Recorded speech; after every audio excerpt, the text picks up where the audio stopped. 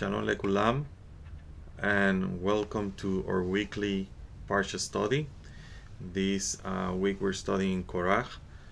Korach is found in the book of Number, Bemidbar, chapter 16, verse 1 to chapter 18, verse 32.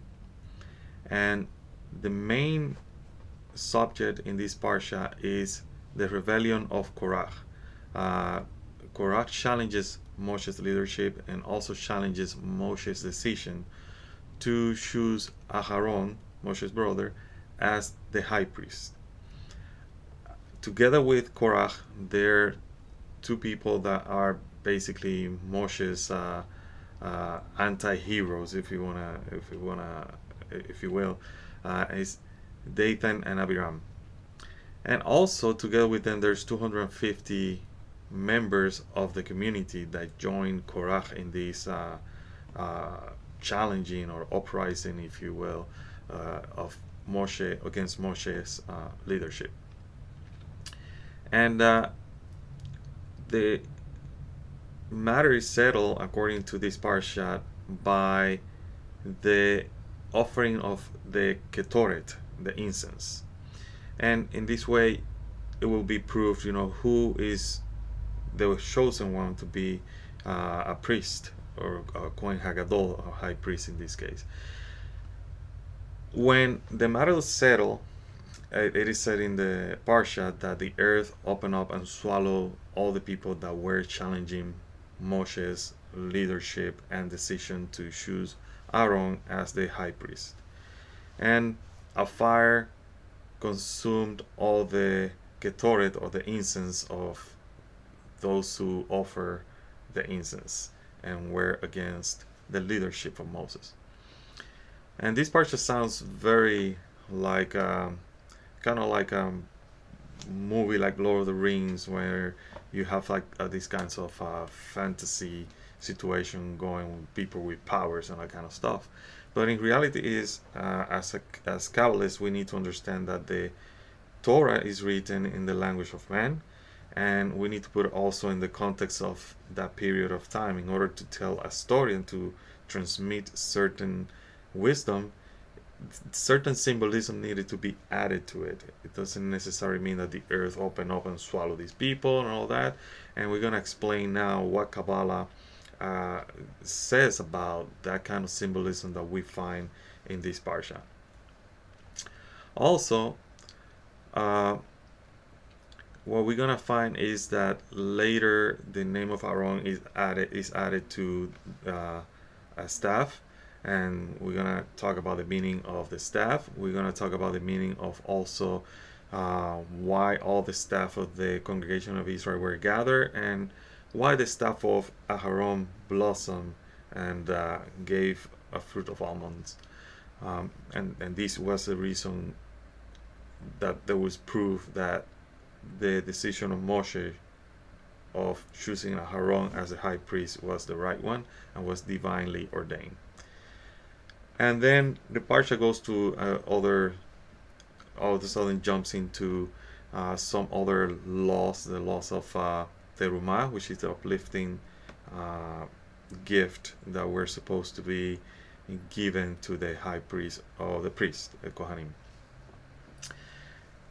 Before we start with our study, we need to understand certain concepts.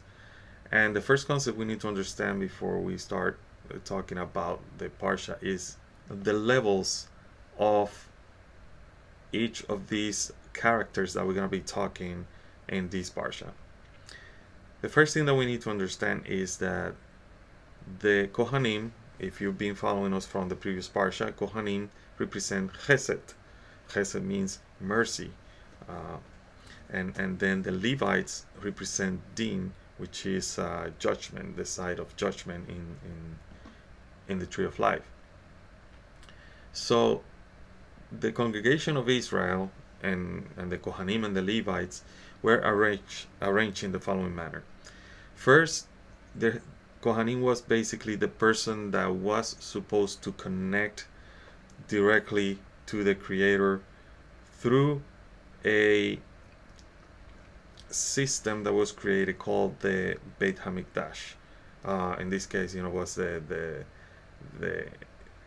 the tabernacle, which is the Mishkan, and in the Mishkan you have the Kadosh Kedoshim, the same thing that Beit Hamikdash later in after Solomon's time, and in the Kadosh Kedoshim the priest will connect with the Creator. We receive, we will say, information. We receive blessings. We receive forgiveness for the people of Israel. All these kind of things that we read in the Torah. So the Kadosh Kadoshim belongs to the aspect of Bina. Bina is it's knowledge in the tree of life, and is the aspect of giving, is the aspect of basically altruism, all giving. It's this aspect of creation that wants to give to those below it. And the Kohen Hagadol, which is the high priest, represents or is from the aspect of Tiferet.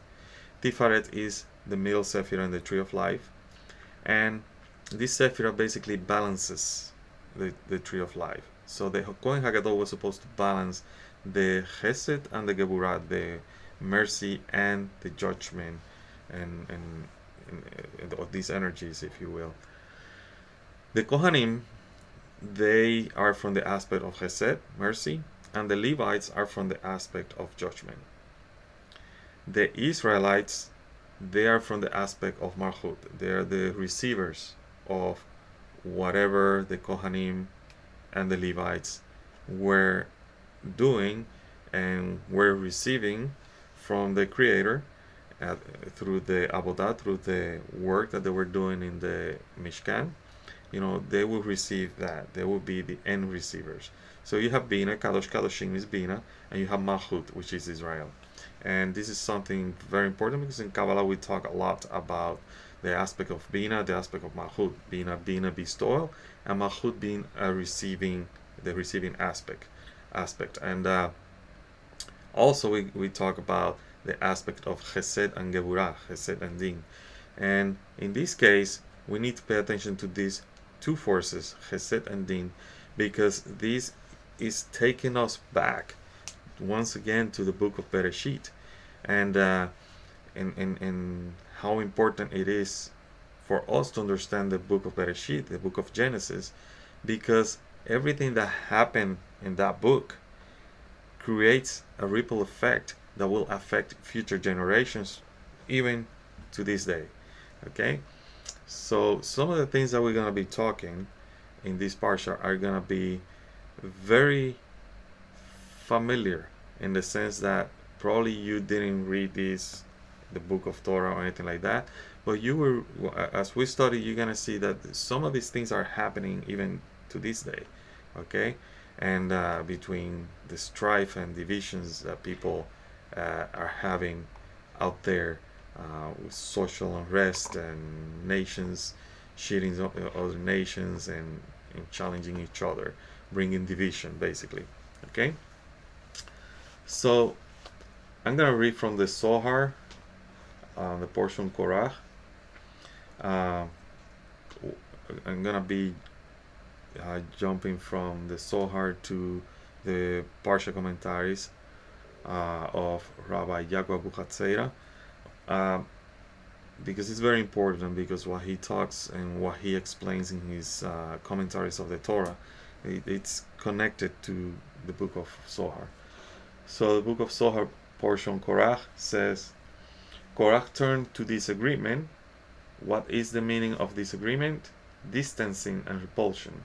The distancing and repulsion of what is above and below. And whoever wishes to postpone the restoration of the universe will become lost from all the worlds.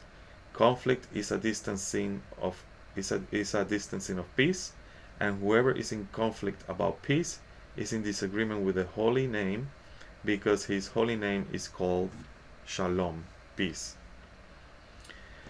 So basically, what he's telling us the Zohar right here is that what Korach was doing was creating division. The the system that I was mentioning before, the system of the Kadosh Kadoshim, the Kohen Hagadol, the Kohanim, the Levim, and the Knesset Israel, these levels of Bina, Tifareh, Chesed, Geburah, Malchut were created in order to help create a tikkun, create a correction of what happened in the beginning in the book of Genesis between Cain and Hevel, Cain and Abel. And in the future, that needed to be corrected. And you're going to see this aspect, basically in conflict and sometimes working with each other, because the aspect of din needs to be basically clothed in the aspect of chesed in order for din not to become evil. We heard, and if you're paying attention to the news and everything, we're hearing around the world people asking for justice. You have to have justice together with mercy. You cannot have justice without mercy, because justice without mercy is evil, brings evil to the world and creates separation. So even though you're asking for justice, you might be creating evil in the world. So you got to make sure that that justice is always enclosed with mercy, enclosed with some love in it. If there's no love, there's no justice. So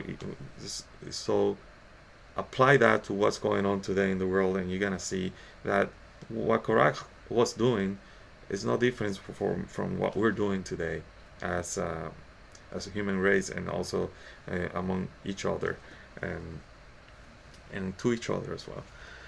So let's talk about Korach. So it says, the Kabbalah says that Korach was from the root soul of Cain. Basically, Korach had this spark from Cain, and he was supposed to correct the spark from Cain.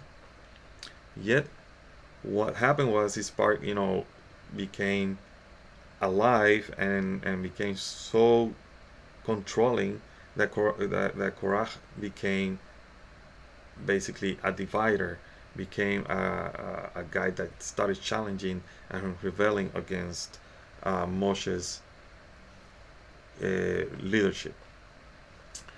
So it says, that Korach, the name Korach, reverse, is an acronym for Helek Ra Cain, the evil part of Cain. In other words, that Korach took, because you're gonna see that it says Korach, son of Yisar, son of Kehat, son of Levi, took for himself, with Dathan and Abiram, sons of Eliab, and with on son of Pelet, the descendants of Reuben.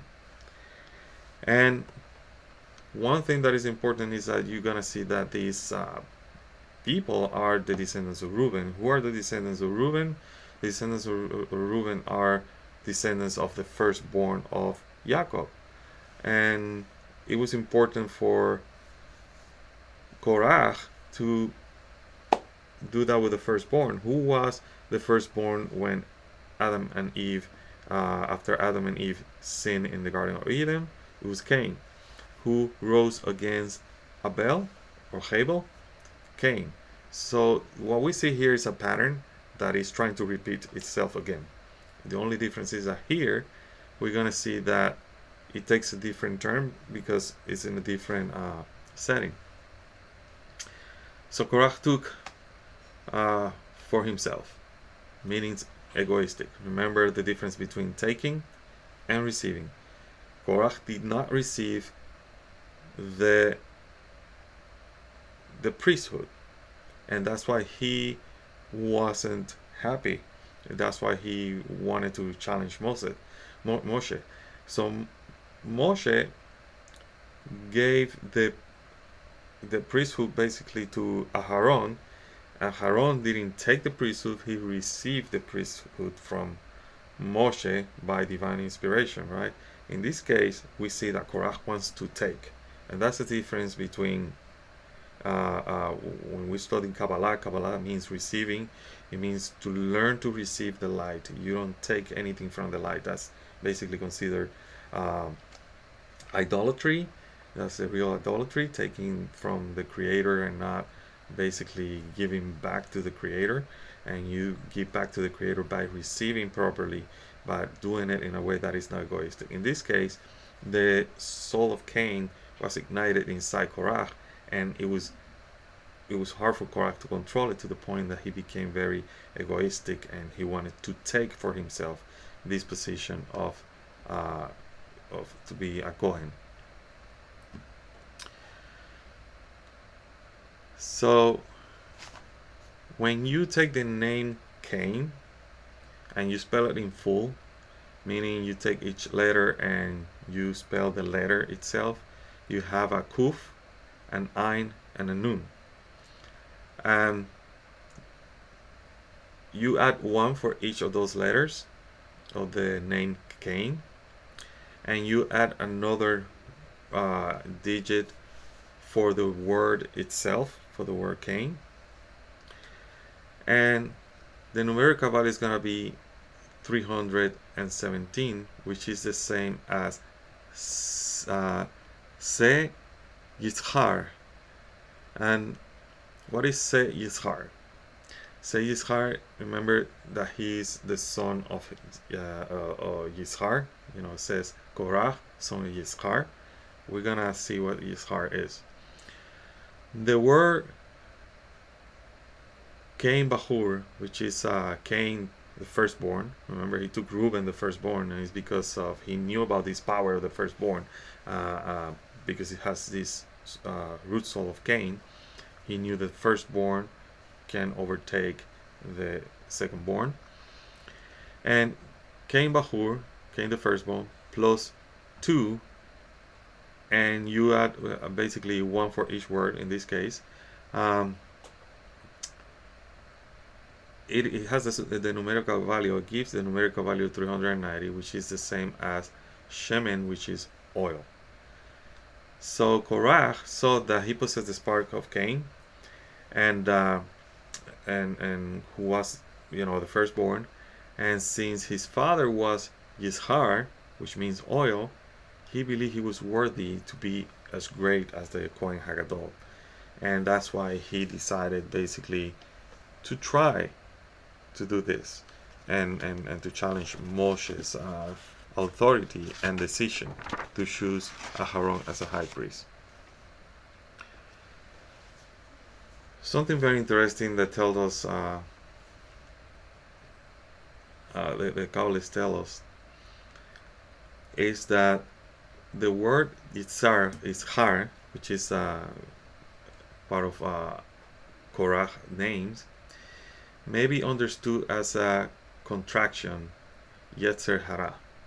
So Yitzhar might be, if you make the name of the word shorter, it can be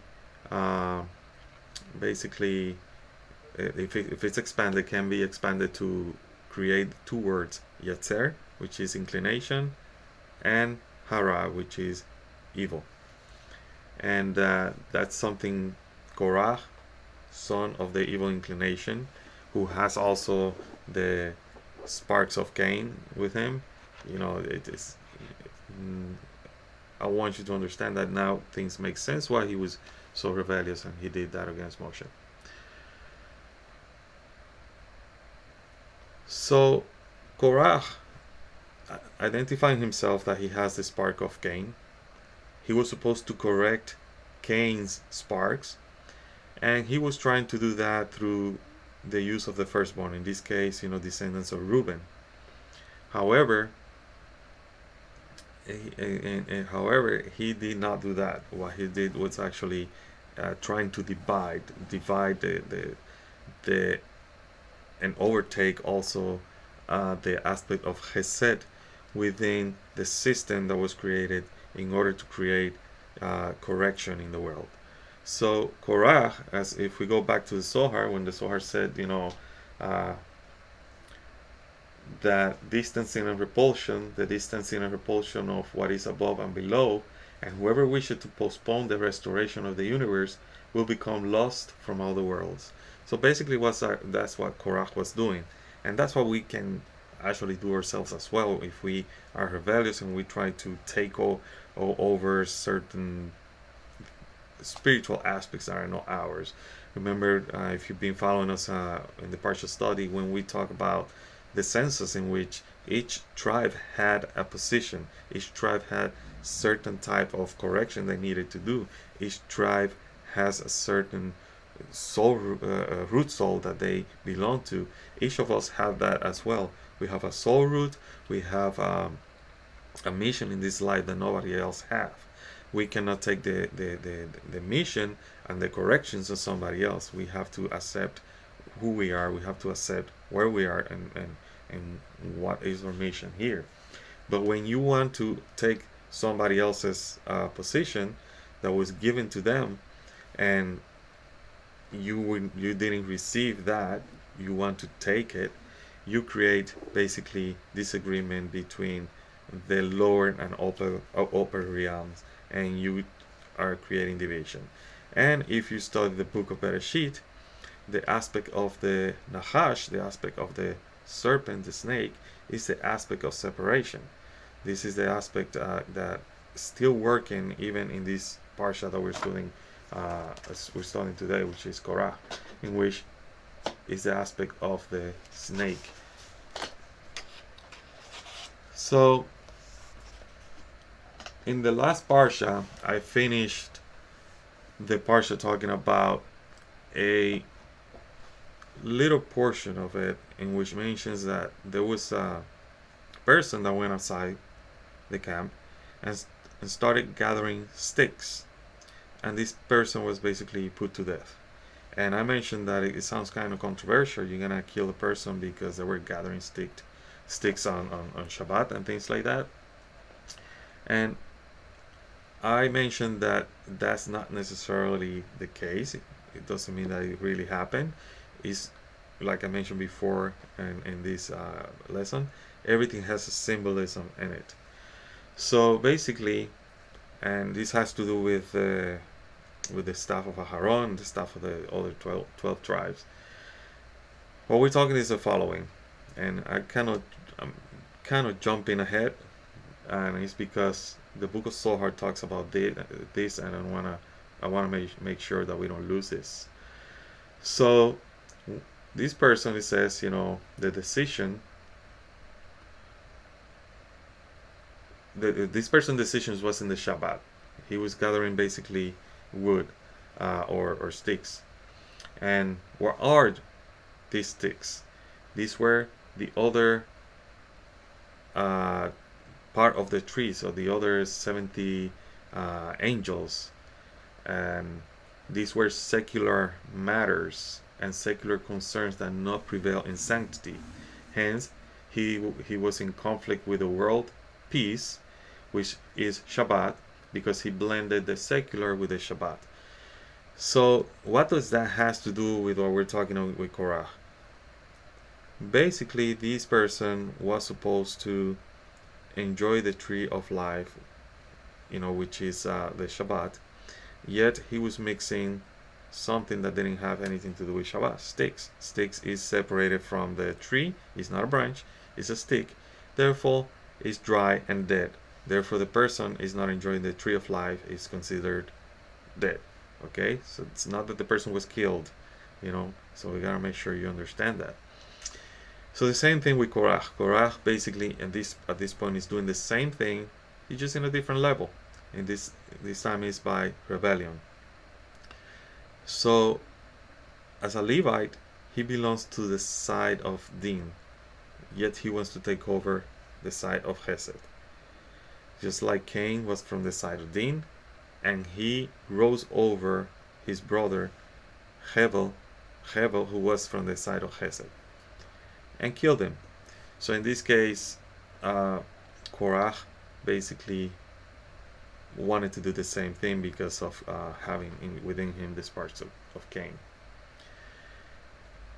So he was enjoined basically not the tree of life, which meaning if he accepted the position that he had at that moment, his position as a Levite and from the side of Din, and not trying to become from the side of Hesed, which belongs to the Kohanim, he basically created a division. Therefore, now we have the tree of good and evil. And the only person that can bring peace between these two sides is the Kohen Hagadol. So what we see here is the division. Basically, once again we see the tree of life, and once again we see the tree of good and evil when we see the Korach and his followers trying to overtake the side of Chesed when they actually were supposed to work with the side of Din. Okay? The Zohar also tells us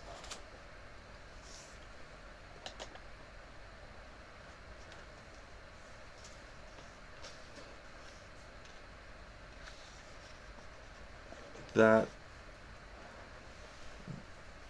the incense that was offered, and we're going to talk about that later, the incense that was offered basically is like the prayers of the people.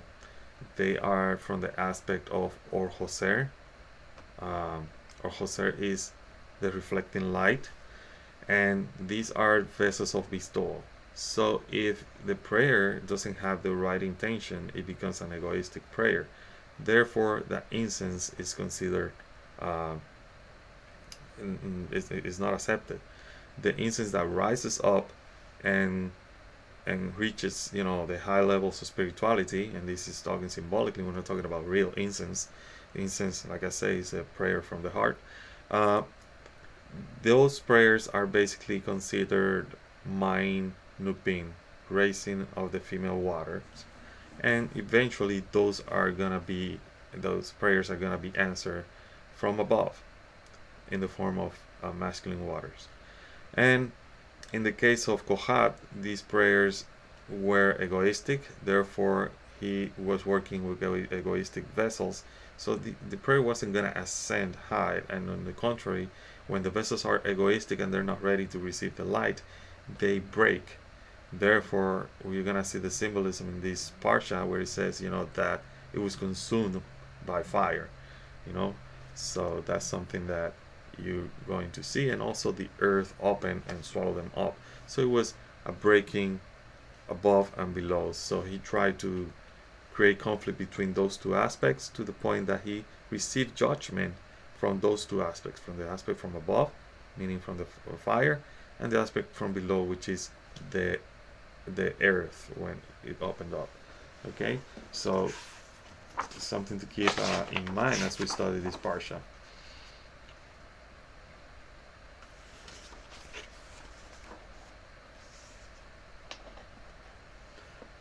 So let's read a little bit of the Zohar. And if you're wondering what part of the Zohar and which Zohar I'm using the Zohar that with the commentaries of the Baal HaSulam. The Baal HaSulam's Zohar the numeration is kind of different, but it's on Parsha Korach, and the Baal HaSulam commentaries is going to be on paragraph 24, and that's what I'm reading right now, paragraph 24. And it says, therefore all the activities of the priest are performed quietly and secretly. Consequently, wine is forbidden to them, since wine is from raising the voice for song and revelation of secrets. The Levites are given to attend the raising of voice because they are connected to judgment, and judgment is open in order to publicize it to all. However, all the priests, words and secretive and in a whisper, they are not spoken openly because he is of the right, that is Chesed, meaning the priest. When judgment prevails on the world from the left aspect, the right draws near. By means of what? By the burning of incense, which is done quietly in secret, more subtle and refined than anything, and that is Bina. Refined than anything, that is Bina. So when we're talking here, about the priest uh, giving the Ketor, the incense, is basically the priest is the one that is going to raise the prayer all the way to the aspect of Bina, which is the aspect of Pistol, which is the aspect that when it connects to the Or Chokmah, or Hasidim or Chokmah connect and bring down the Or Chokmah all the way down, light of wisdom, all the way down to the lower levels, the levels of Tifaret, Chesed, Geburah, and all the way to Malchut. So this is basically what he's talking about, the incense, and this is what Korach wanted to break, basically. Instead of having the Kohen Hagadol who brings peace, who balances these two forces, he wanted basically to take over that, which it doesn't work that way. It will basically create a break-in. So let's continue with the commentaries on the Torah. And he says, they stood before Moshe. Veikomo lifnei Moshe in the ancient Hebrew. The word Veikomo, they stood, Veikomo, has a numerical value of 162, and when you look at the word with Cain, meaning Cain, you're gonna see that has the same numerical value as well, 162, with Cain. So they stood with Cain. They stood with this aspect of Cain in front of Moshe. So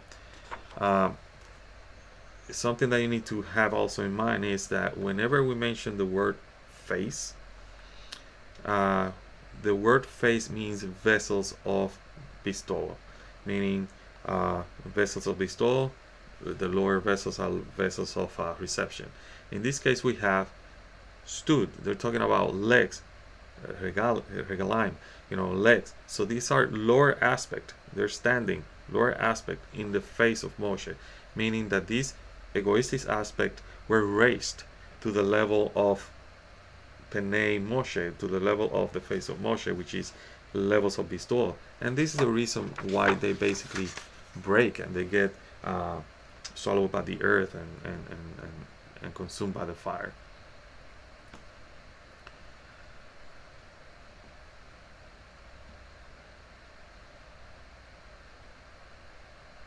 And what we're gonna see is that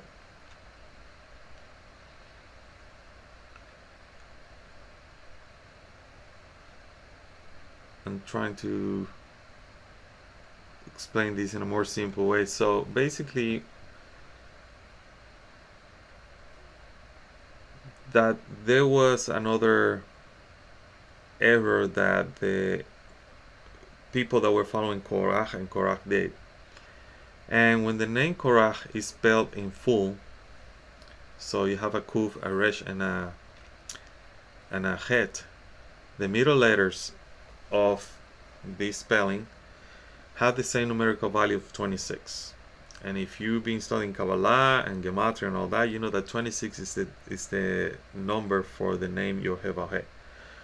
And Korach and the people that were with them, they realized that this name that they have, that of Korach has the same power basically, or has also the power of the Yohevaheh in his name. They thought that they were gonna be victorious in this dispute, and this is why Moshe said, why do you make yourself masters over the congregation of Hashem, or the congregation of Hashem? And Kahal Yod Hevaheh, congregation of Hashem, congregation of the Yod Hevaheh, has the numerical value of 161, which is the same as Cain. So even though it has this number 26, in this case, is not if you're studying Kabbalah with us, you're gonna see that this Yohevah is from the aspect of or Chokmah. But when you have that and you have the proper vessel, which is or Hasidim, which is the aspect of Chesed, and the aspect of Bina, which is bestowal, and you're egoistic, basically you're bringing a break-in. And in this case, they thought that because they have the Yohevah in within these forces, intermingled with these forces, that they were going to be victorious. And but that what they were actually doing was they were making themselves masters of the Kahal Yohevah, congregation of Hashem, which is basically of the aspect or the same numerical value or root of Cain. So that's why they failed. They were not there to correct the aspect of Cain. They were actually making it worse, so and that's why they were judged in the way they were judged. And the after the word judge and all that, it says that let's put it into context. So it says that Moshe instructed the men to bring fire pans and offer incense to Hashem along with Aaron and Kohat. And this was basically to see who the creator, who Hashem, will choose between these two sides, who was going to be chosen to be Kohen. And the result was that the 250 men who represented the side of Din, the sign of judgment, were punished by being consumed by fire. So it's a aspect of judgment from above. This punishment was measure for measure. These men represented Din, and they were attempting to strengthen and use it in order to damage the Chesed. So they were trying to do the same thing as Cain did to Abel, to Hebel, his brother, to rise over him and kill him, basically. And they met the end in Din. They were bringing evil to the world, and what happened was a consuming fire came and got them. And fire went out from Hashem and consumed the 250 men who offered the incense. You're going to find that in chapter 16, verse 35.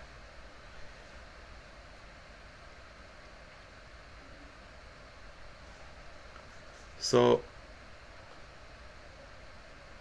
we're now on chapter 16:30. It says, if Hashem creates a phenomenon and the earth opens its mouth and swallows them and all that is theirs. Korach was basically trying to create a division, like I said before, between the upper and lower realms. He raised basically the egoistic vessel, the lower, to a higher, Penei Moshe, the face of Moshe, which is the bestowal. And that created a conflict between the upper and lower realm. And he messing his end by the ground opening and swallowing Korach and his possessions. So basically saying that if you've been studying Kabbalah, you're gonna see that just at the breaking of the vessels, when the breaking of the vessels happen, even the breaking of Adam's souls, sparks fall down lower into a lower realm, lower to the very lower realms of Asiya. And this is what happened with Korach and his possession, meaning Korach, this Parsuf, and his aspects, the trio of life of Korach. And basically they descended, they fell down. He created a break-in in the soul of Israel by doing that. And in order to make sure that this doesn't happen again, this is when Moshe then orders, to write, or he asks to Moshe, to write the name of Aharon in the staff of Levi. And the reason is to make sure that this judgment that was brought by Korach, and that was in this balance, was somehow sweetened by the mercy side of the Kohen. So the staff of the Levites, represents justice, represents judgment, represents, evil if it's not well balanced. But when you put the name of Aharon, the name of the Kohen Hagadol, who balances everything and bring peace, this judgment now go back to where it belongs. It's sweetened in some way to from a side of unbalance like Korach did to a side of balance, in which these two forces, instead of fighting each other, instead of trying to overtake each other, they work with each other, they embrace each other, and they create what is called the center column, which is the tree of life.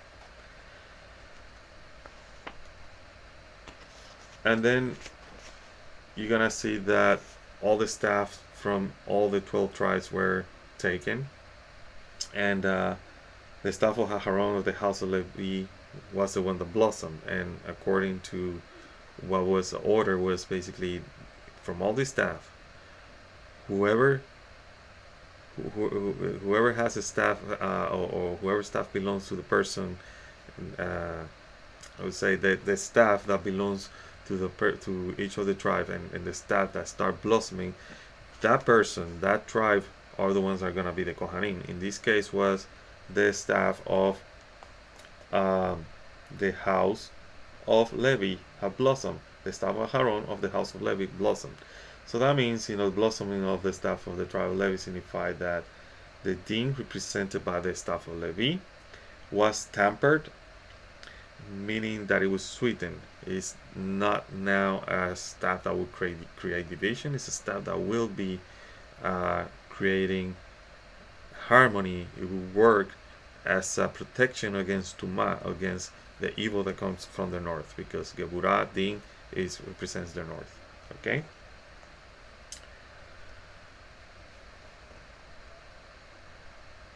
So what we see here is basically the following. Remember the man that was picking sticks in the field, and he was put to death. In this case, we see that the sticks are dead, and because they're dry, they're not connected to a tree. But if you have a stick that is alive, it's a branch, right? It's connected to the tree and is alive, is being nourished by the trunk of that tree. So that's what you need to see here. So the man was put to death because he was basically picking from the dead sticks, basically something that is not nourished from the tree of life. So he was taking things that were gonna be egoistic and bring spiritual death to himself. In this case, we see that they gather, basically, if you want to say this way, all the sticks or staffs, from all the tribes, and only one blossomed. I mean, only one was connected to the tree of life and was nourished by the tree of life from that central column. Now, all the other ones, the other ones were dry sticks. They were not nourished by the central column, the tree of life, and that's the secret. The secret behind the staff that of Aharon, the blossom, meaning that is a branch, is not a stick broken out of a tree that is dry and dead. It's alive, is being nourished by the light of the central column of the tree of life, and therefore that means that is peace. So when we read in the Zohar, the first paragraph that we mentioned, that Korach turned to disagreement. And what is the meaning of disagreement? Distancing and expulsion. Distancing, creating a stick, dry, dead branch, is a stick, right? The distancing and repulsion of what is above and below. And whoever wishes to postpone the restoration of the universe will become lost from all the worlds. So the children of Israel, that includes Korach, that includes the Levim and the Kohanim, Moshe and Aaron, they are supposed to be the ones that are going to bring correction to the world from what happened, in order to correct what happened in the book of Genesis, in the book of Bereshit, between Adam and Eve and Cain and Abel. And then subsequently, you're gonna see, that we have more trial and error when it comes to the generation of the flood. Noah and his sons, the same thing. You're gonna find three aspects. Just as Adam and Eve, you're gonna find three aspects: the left, right, and center. The same thing with the sons of Noah: left, right, and center. The same thing. You're gonna find that in Ishaq. You're gonna find the left and the right and the center, and you're gonna say, but Yitzhak only had two sons. Yeah, you're gonna have Yitzhak represents Geburah, Din. Uh, Abraham represents Chesed. Then the two sons, one is from the aspect of Din, which is Esau, and then you're gonna find Jacob, who later becomes Israel, who balances these forces. So it's the same. I would say the same pattern that you're gonna see throughout the Torah. Okay, so here that pattern needed to be corrected by the children of Israel, and what we see is that Korach was actually not understanding or didn't care about that type of correction, the work that needed to be done. The reason why the census was made was in the past, in the previous parsha, was to make sure that everybody knew their own mission. Everybody knew their position was important, and it was as important as the other position. Just because probably you were not a Levite, it doesn't mean that you were not important. Just because you were in the camp of the Kahal Israel doesn't mean that you are not important.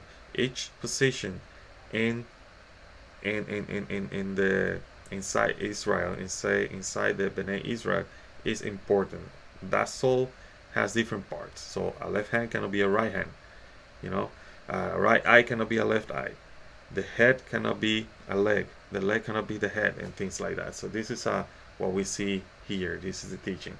So what happened was Korah was trying to postpone the restoration, meaning the restoration is going to happen through me, egoistically thinking that because he has the name of God, as we mentioned before, he has basically a chance to overtake the authority of Moshe, which it didn't, for obvious reason. Kahal Israel has the numerical value of Cain, so he was basically just giving more power to the forces or the sparks within him, called Cain. So it says distancing and repulsion of what was above and below, and whoever wishes to postpone the restoration of the universe will become lost from all the worlds. So the worlds above are basically what we call spirituality. In this case, Kohat was swallowed by the earth, meaning he fell lower than where he was. So he created a breaking.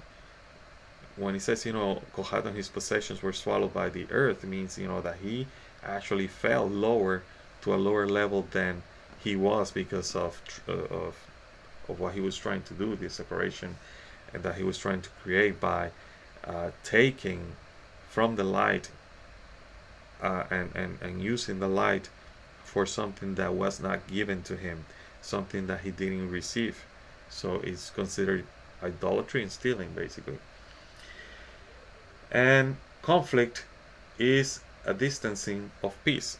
Remember, peace means the middle column, which is balancing these forces, and conflict is one rising over the other, and whoever is in conflict about peace is in disagreement with the holy name, because his holy name is called Shalom. It's called peace. So if you want to know why the name of the Creator is called Shalom,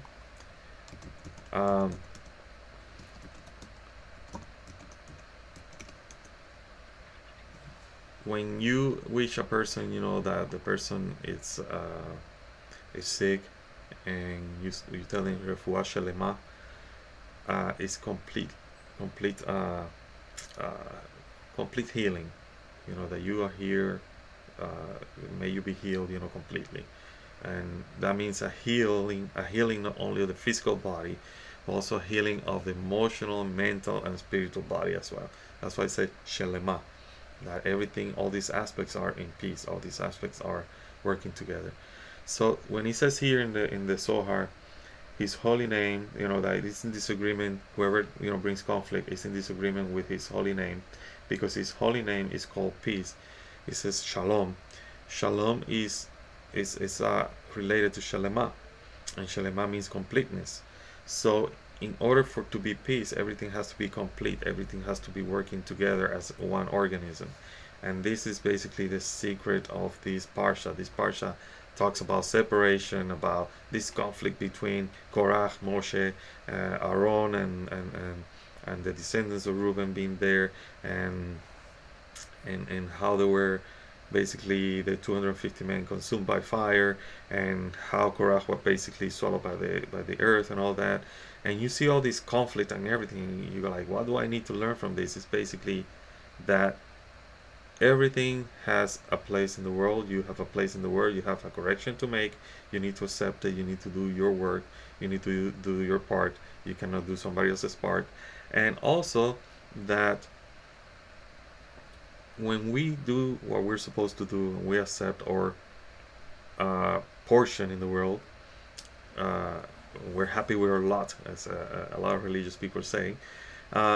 We create the whole system complete. Shelema, is complete. So we're healing. We're doing that refuah shelema in our soul. We're healing our soul. And that's shalom, that's peace. And we're in peace. How we are in peace? When we start loving the other human being as we love ourselves. And by doing that, we are basically doing the work of the heart like it's supposed to be, which is the real prayer of the heart, which is wanting to achieve spirituality through service, through the love that we're gonna feel for those that are in a different position or are behaving different against us and things like that. And in today's, as I'm speaking, we have a lot of things happening. We have a pandemia happening. We have civil unrest and all that. And it's basically a result. These are symptoms actually, and they are the result of something deeper, and that something deeper is our separation. The pandemia happened because even though we were together, we were not loving each other. So we needed separation in order to understand how much we miss each other. Then we didn't learn our lessons, so it became civil unrest, and it has to do with the same thing, not loving each other. Even though some people might say, it's about race and all that, and justice. When you really look at it, it's about love and hate. How much we really hate each other. How much we really don't care about each other. And even when we're talking about reform and justice, we're talking about justice without having mercy, and that brings evil to the world. We need to talk about justice for all, not just for a few. And also understand that we need, like the Pirkei Avot says, we need to make sure that we judge everybody favorable. That we are not thinking that just because one person does something wrong, everybody else is it's bad.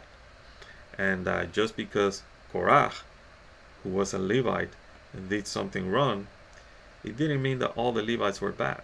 Right? So, and that's what we need to understand, that we cannot be judging everybody, generalizing, things like that, and that everybody, doesn't matter what's your position in this world, your position matters. Who you are matter. It matters. You're important.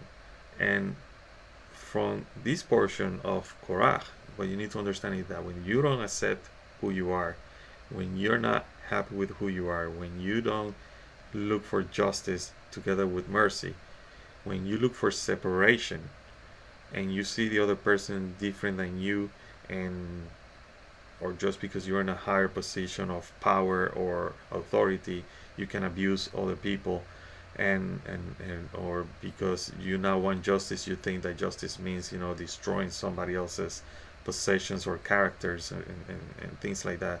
That's not bringing justice, it's bringing evil. That is based in hate, not love. That is based on evil, not justice. And we gotta make sure we don't confuse that. We gotta be judging everyone favorably. And I'll leave you with that. I want you to meditate on this parsha, because this parsha relates to us to this day. How we're trying to take over somebody else's right to assist, somebody else's right to be free, somebody else's right to be respected. And also how we're actually also taking from Mother Nature and not giving anything back. How we are basically so egoistically inclined into what we want and not in what we need to receive from nature and the Creator. And what we're feeling right now are the symptoms, but the root cause is basically hatred, and we need to work on that. We need to eliminate hatred. Look for justice. Justice you shall pursue, says the Torah, you know, but make sure you put mercy with it. Make sure there's respect. Make sure you know that respect applies to every person all around the world. Doesn't matter what religion, race, gender, doesn't matter. And also apply that to Mother Nature, because nature is crying, and the pandemic that we're living right now is a sign that somebody's not happy with the human population behaving like a parasite, and it's affecting us to the point that we are basically becoming that, a parasite. And we change, meaning we can change by acting properly with Mother Nature and acting properly with each other, or we will be pushed out, because nature is powerful. It can erase us. It's just like that, just like in the times of Noah. So I'll leave you with that. I hope you got a great week. If you're watching this before Shabbat, Shabbat Shalom. And I'll see you next time with Parshat Hukat. Shalom.